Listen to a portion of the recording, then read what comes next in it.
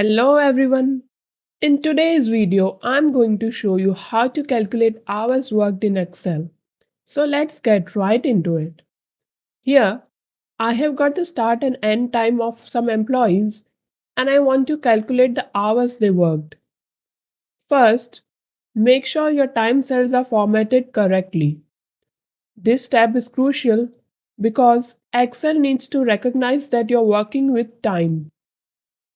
We covered this in a previous tutorial. If you haven't seen it yet, the link is in the description below or you can click the info card on the screen. Now let's move on to calculate the hours worked and display it in the total hours worked column. Click into the cell where you want the total hours to appear.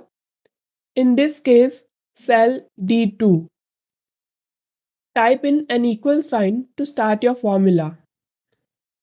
Click on the end time, add a minus sign, and then select the start time. Hit enter.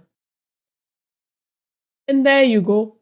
Excel tells us that John Doe worked for 8.5 hours. If only we could get Excel to make us coffee after all that time tracking. To apply this formula to the rest of the employees, click on the lower right corner of the cell and drag it down to fill the remaining rows. Watch out for this though. If you see hash signs, like with Omar Alexander's entry, it means the working hours span midnight, from evening into the next morning. For situations like this, stay tuned for our follow-up tutorial, where I will show you how to calculate time that extends into the next day. And that's how you calculate hours worked in Excel.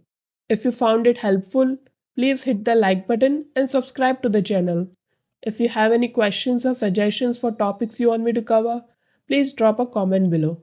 I'll catch you in the next video. Take care.